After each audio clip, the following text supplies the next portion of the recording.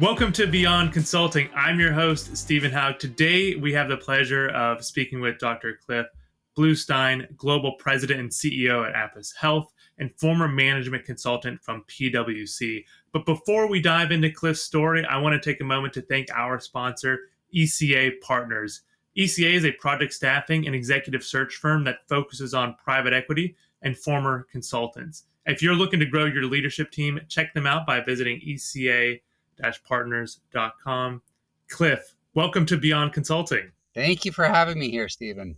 Good. Well, I've been really looking forward to our conversation here because your path after consulting, I would say, is just as exciting and interesting as your path before consulting. Tell us a little bit about earlier in your career. Love to hear about. Start. Yeah, I certainly has been an interesting path to a startup environment, but I started my career as a doctor, went from medical school into residency. Then during a surgical residency, I took 2 years to do a research fellowship. From my research fellowship, I completed my training in urology and then went into private practice. And in private practice, we were in a pretty entrepreneurial group that owned and operated surgery centers. I really had the bug for understanding the business and the business of healthcare and how to grow it. And I got my MBA while practicing as a urologist. And from there, as a physician, one of the things that seemed to make a lot of sense was to really go on the path of consulting. I joined PricewaterhouseCoopers first as a manager and then got promoted up through the ranks. And I did projects that range everywhere from documentation and coding within hospital environments to running the Office of Ambulatory Services for a large healthcare organization in Kentucky, to international mergers, acquisition, and biocluster strategy internationally all over the place. From there, I went to Dell. I ran Dell's global healthcare consulting practice with teams in the US, the UK, and the Middle East, became Dell's chief medical officer. From there, I left to be president and CEO of a public company called Computer Task Group. And then after CTG, I joined a company called AposHealth, first as its chief medical officer and US head, and then about 2.5 years ago as its global CEO. Wow. Well, that is quite a career. The transition from the medical field to the business field, I think, is very interesting. Curious about the motivation there. From my, it sounds like you're solving very interesting problems as an MD, and then also solving interesting problems as a consultant. Is the motivation there just a change in problem solving, or is there something else that motivated the move? I've been a lifelong learner, and I find it very interesting and fascinating to continue to take my education and my learning to the next level. That's one of the reasons why I'm also an adjunct professor at the business school at NYU. I found that the business aspects of healthcare were fascinating, and how much of healthcare today is driven ultimately by how companies or physicians or practices ultimately make money. And I thought that learning about surgery centers, learning about laboratory services, learning about radiology within our own practice, and how we were structuring the group to grow and expand into the healthcare environment was just really, really interesting. So I wanted to see, was there a way for me to take my desire to ultimately have an impact on patients in delivering better care at a higher quality? Could I have a better impact on running a business or learning about a business than I could as a surgeon? Yeah, that's interesting. It makes a lot of sense too, but of course, those are large decisions there. I mean, going to medical school, making the transition out of there, but it sounds like you found quite a way to marry everything that you're interested in these days. I want to dive in and hear a bit more about your current organization and your role there, so what the goals of the company are. Yeah, when I joined Apos 5 years ago, we really do have a mission to advance, ultimately global health through the power of gait. And gait is really movement. And this was a medical device company that was really founded in Israel. It was a technology that looks like a shoe, but is designed in a way to help people that have knee pain and back pain really get better, improve their function, and improve their pain complaints.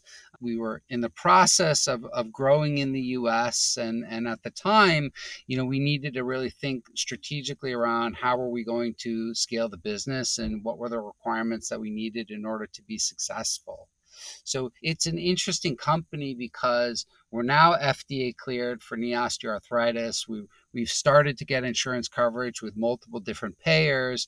We've expanded to have delivery at our partner locations in multiple states, New York, New Jersey, Pennsylvania, Massachusetts, California, and we're starting to really get a major adoption across multiple different provider groups. So it's an exciting time to be at a startup. It's an exciting time to be growing, and healthcare is an exciting place to be in. Whenever it comes to startups, I would say some of the types of businesses that perhaps have the highest barrier to entry are maybe manufacturing because of the infrastructure you need to produce goods, and then healthcare for perhaps regulatory reasons. And you found a way to try and tackle both of those with one company. Did you step in, or I guess how large was the company whenever you stepped in, and what were some of the major hurdles on day one? The hurdles for any healthcare startup are enormous. Healthcare payers, by the very nature, have a tendency to be very conservative, often requiring a significant research base before they're comfortable moving ahead with any new solution. And it doesn't matter if that's a medical device or a drug. Ultimately, adoption is very, very slow. It takes time to convince payers, it takes time to convince physicians, it takes time to convince patients that your product works. So I think the challenges for any startup company are extraordinary. I think you need to think about all of the different constituents that ultimately can be impacted by your company and by your device, and start focusing on making it easy for people to get to yes, which is ultimately what you want to do. Tell us a bit more about the product. So it is a It um, Yeah, it is yeah, a just shoe-like device which has two pods that sit underneath the specially made inbuilt rails on the bottom of the shoe. And then what we basically do is two different things. The first is we are able to offload a joint by placing these convex pods underneath the shoe based upon our algorithms and our training material in a way to offload the joint. By offloading a joint, you immediately get rid of the pain complaints that an individual has and allow them to regain a more normal walking pattern. Then, with the convexity of the pods, that helps to retrain the muscles in the new walking patterns. So when you take the device off, a patient remembers what it was like to walk with it on. So over time, we're able to change the way people's walk or their gait patterns to be a healthier walking pattern that has better function and less pain. And it does it through really treatment at home. So all a patient needs to do is wear it for up to about an hour a day while they're doing their normal activities. So it's relatively easy to do. It has a high compliance rate, and it is amazingly effective, which is one of the brilliances of its simplicity. So many times when solutions look simple, people have a hard time believing that it works. But many times the best solutions are simple in their very nature. good. Well, that is very exciting, and this is something that will be prescribed by physicians or providers. Yeah, we're FDA cleared for knee osteoarthritis, of which the FDA clearance had a prescription. So for the most part, physical therapists are recommending it. Orthopedic surgeons, sports medicine doctors, rheumatologists, and primary care are prescribing it. Oh, good. So there's folks out there using your product right now. Yeah, we've sold more than 110,000 of these things globally. Okay, wow, that is really exciting. Is the United States the largest market? Right now, the United States is the largest market. Good. Well, I think this is an endlessly fascinating discussion just to learn more about the product itself. But of course, want to hear about how consulting has played into your career. Can you tell us a bit about the decision to leave consulting? Whenever you joined consulting, did you plan on staying in it for your career, or did you always plan on building that toolkit and then moving into startups? Yeah, I mean, listen, consulting is an incredible place to be. And I thought when I was leaving medicine that there could be no better profession than for me to go into than consulting, just for the reason what you said. Ultimately, as a consultant, you develop a very strong toolkit based upon the projects, the clients, the locations that you've been to. And over time, you build that at a very accelerated pace because you're seeing multiple different iterations of whatever area you happen to be focusing on. So it's an amazing way to very rapidly develop skills that are pretty broad based. And it's interesting and fascinating as can be. I mean, I could think of no better job to have than as a consultant. You get to deal with people, you get to learn new things on a daily basis. You get to do research to try and find more and interesting and creative solutions to really challenging problems. So it was an wonderful career with which to learn. And I've been very lucky to have experiences that go, not only within the US, but actually global in nature. I think the nature in terms of trying to figure out what to do next is to some extent happenstance, which happens in many people's careers. So, I was reaching out to my network, and when I was reaching out to my network, actually looking for a speaker on one of my classes, they ultimately said there's a position opened at Dell to be a global head of healthcare consulting. Is it something that you're interested in? And timing is everything in life, and it sounded like it'd be a fascinating job to be able to go and manage a consultancy, own a profit and loss center, and actually ultimately be responsible for delivering, a revenue for a company, and doing it at scale.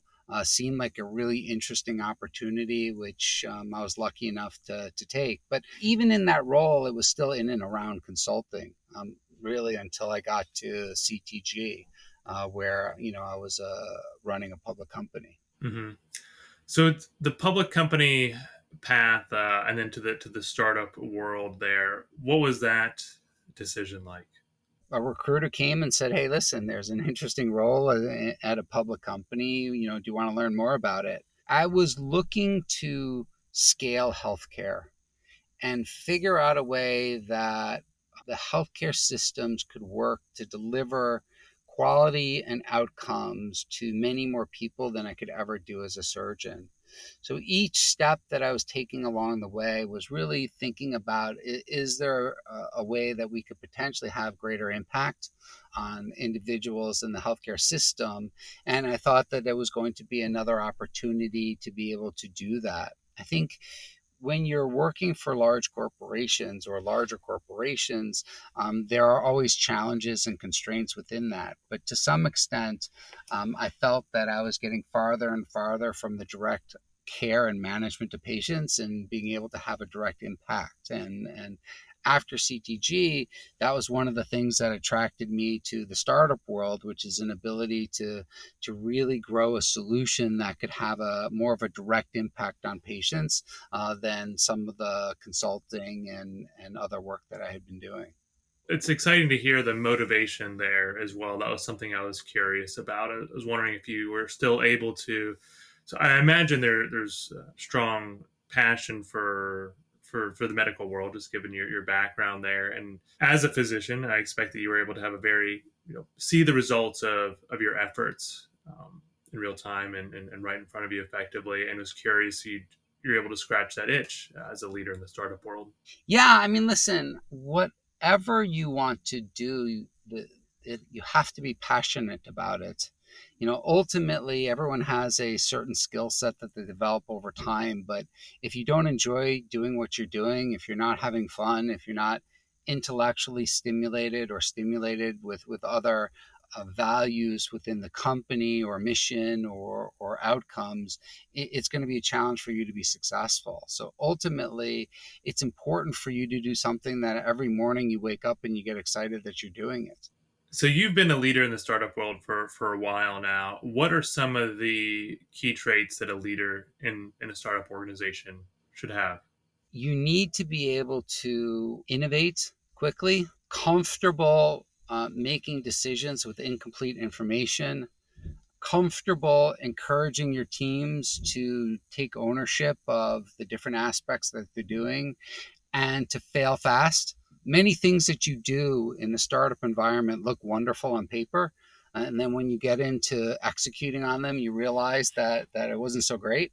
And you have to be able to acknowledge that something isn't working out and willing to make some adjustments and try new things.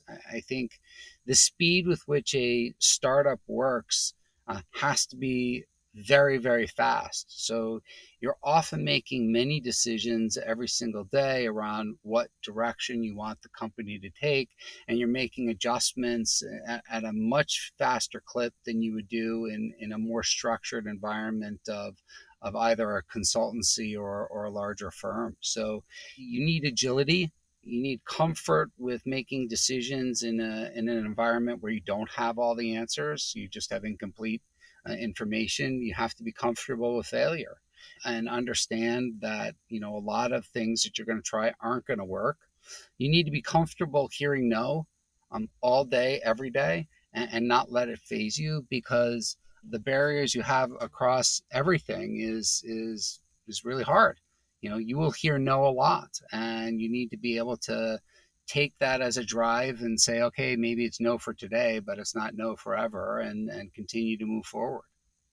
Are there other former management consultants on your leadership team? Yeah, one of our operations individual is also a former management consultant. But I'm a firm believer that in a startup environment, you need diverse groups of individuals that have different political views, different worldviews, different backgrounds, different previous jobs and education base. And the more diverse you can make your team, the more people you have in the room to try and help you think through really challenging problems.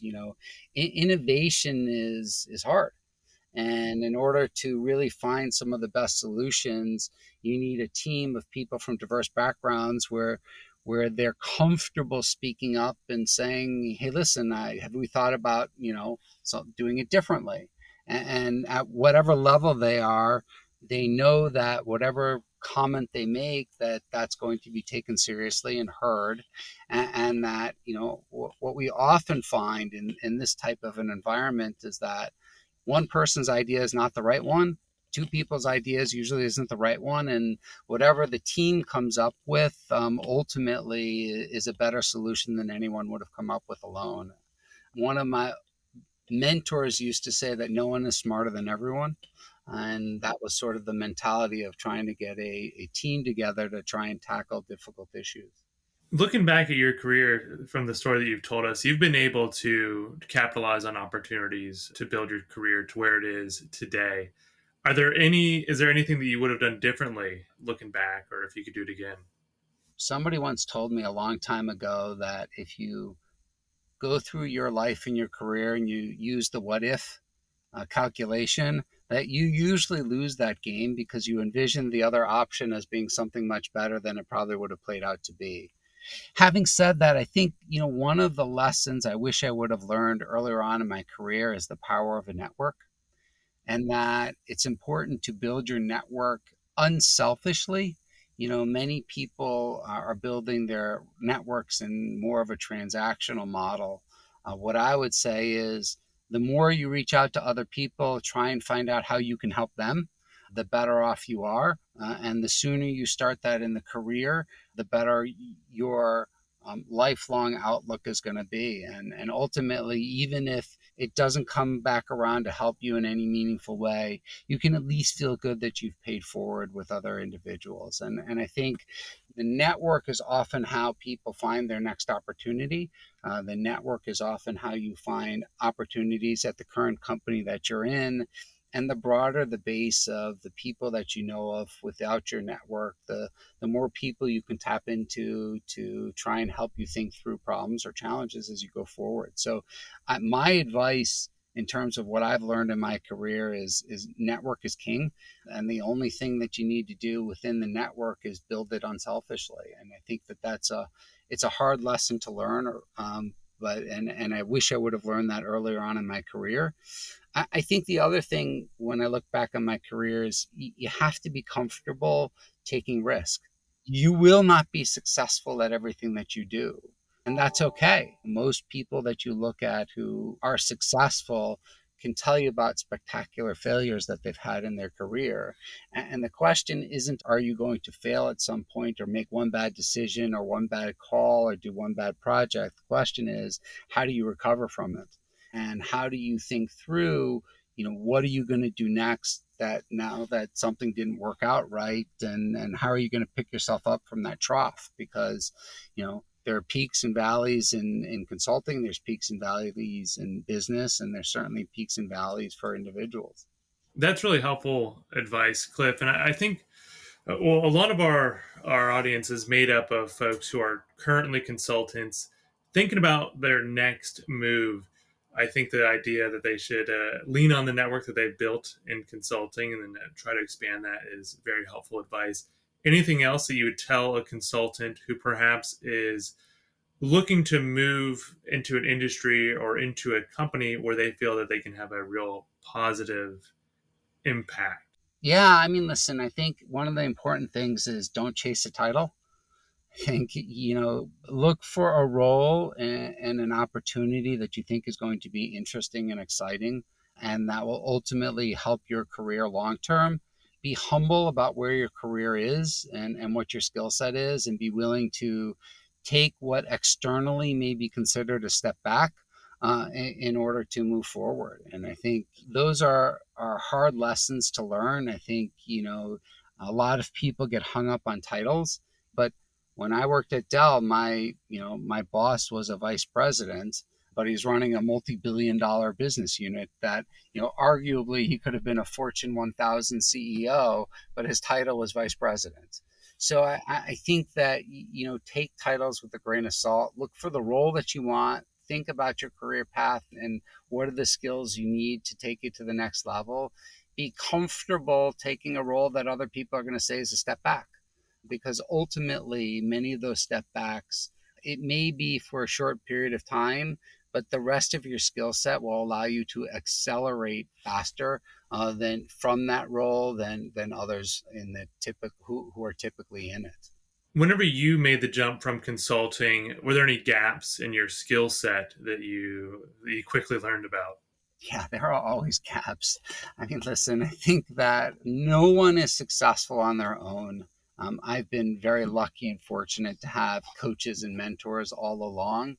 And I think one of the most important things to learn is it's okay to say you don't know. It's okay to say, I need help. And the important thing is to try and recognize the areas that you have that are gaps and quickly fill them with other people who can complement you in a way that those gaps aren't gaps anymore. But yeah, I mean, listen, I'm still learning every day, and there's still areas we can always improve upon. I think that so the answer is yes, there are always gaps. You're always learning, and the truth is the challenges that get pushed upon you are often not the ones that you ever expect. They're often more like black swan events like COVID that radically change the way you have to think about the world and how things are going to move forward. That's interesting. What are some of the major hurdles that you faced as a leader in your current organization? And tell us a little bit about how you've overcome those. I think the biggest hurdle that you have in a startup is that one of the resources that you often need is capital, of which is, always in short supply. So you never have enough capital to do all of the things that you want. So one of the biggest challenges you have as a leader is trying to figure out what's the right balance. Where do you put every single dollar when there's a never ending demand for more people, more technology, more resources? more marketing, you name it, there's always a need for more of it. So one of the biggest challenges is how do you prioritize and how do you get the focus that you need in order to get the company to grow? Do you have some general advice to give folks if they're leading a startup, how much time to spend in, fundraising versus growing their team versus working on the product? Yeah, I mean, I think, listen, most leaders that I know of in startups spend their time focusing on the areas that seems to be the biggest fire drill at that time. I think the hardest part of running a startup is pushing enough or delegating enough to the rest of the team and making sure that they're going to step up. So I think that your time as a leader is always inevitably spread thin. I think, startups require everyone to get their hands dirty. Everyone has to do work, and there's nothing that I'm not willing to do that we're asking our teams to do. So I think the answer is you need to find the right balance between managing your board slash investors. You need to have time to make sure that the product is going from a strategic perspective in the right direction. You need to be monitoring and tracking your sales and cash and everything else on the finance side. And you need to inspire your team to take their game to whatever level that they can. Hopefully you're at an organization like ours that's mission driven. We know that we're having a huge impact on our patient populations, and we see it every day when we hear the patient testimonials about how we've changed their lives. So that drives a lot of the people at our company. But the leader has to create a vision that allows everyone to want to work their best, to want to be inspired and take the game to a whole nother level. How many employees are there at Apos Health right now? Yeah, we have roughly 60 employees globally. 60? 60. Mm-hmm. And globally, how many folks are in the United States? Yeah, about two-thirds of them, roughly. Is there an office, or is your entire team dispersed? We have a corporate headquarters in New York. We have a headquarters in London. We have the global company in Tel Aviv. But most of our teams are, even though we have offices, even before COVID, we're remote. Where there's a balance between being in person and being with clients. And I think ultimately, even before COVID, we found that 1 or 2 days a week was sufficient for the teams to get together, to meet and collaborate and innovate. And the rest of their time was focused really on patients and our clients. For a medical device startup, how is your company structured between salespeople, operations people, those sort of buckets? About roughly 1/3 of our individuals have sales related roles. About a third are back office, and about another, 10 to 15% are clinicians, and the rest have various roles that often spread between some of the different buckets. What you find in a startup is that unlike many corporate structures where you have someone that only does account management, someone that only does network development or sales, someone only does marketing, someone only does finance or operations. In a startup, more often than not, depending upon your stage, people have multiple functions. That's a good point. And so here at ECA Partners, we have a healthcare practice where we help our clients find executives for their leadership teams in the healthcare world. Oftentimes, what our clients are looking for in their candidates are, I'd say, at least two things. One, candidates need to care about the mission, just to fit into the culture and to be effective employees. Right? They need to care about what they're doing. Two, they need to be able to work in ambiguous environments. Is there anything else that you look for whenever you are interviewing or evaluating candidates for your team? Yeah, I mean, I like someone who's agile, who is able to be given one job description this week, and then 2 or 3 months later, a different job description, and is okay. I want someone who has had to deal with disappointment on a regular basis and knows how to work through it and have that drive them in a positive way instead of it being demoralizing. So I like people who, to some extent, have had failures in the past and have managed to work their way through it, because it demonstrates in a certain amount of resiliency that you need to have in the environment. I want people who are able to think differently, be tolerant of other ideas, appreciate a constant feedback, and are data driven. Everything in our company has a number to it, a key performance measurement, a quality outcome score. We think it's very important that our data and analytics capabilities are pretty strong to help us drive behavior. So you want people who are lifelong learners and actually like to use data and think about data and have it drive their own performance.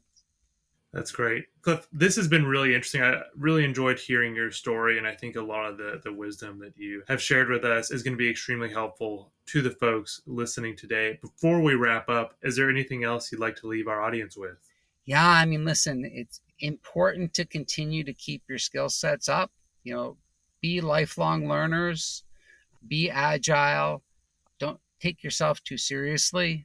Understand that there are going to be disappointments and for the company and probably for you individually, and push your way through it. Good. Well, Cliff, it's been a pleasure talking with you today. Thanks so much for joining us on Beyond Consulting. Thank you for having me. Appreciate it. Thanks, Stephen.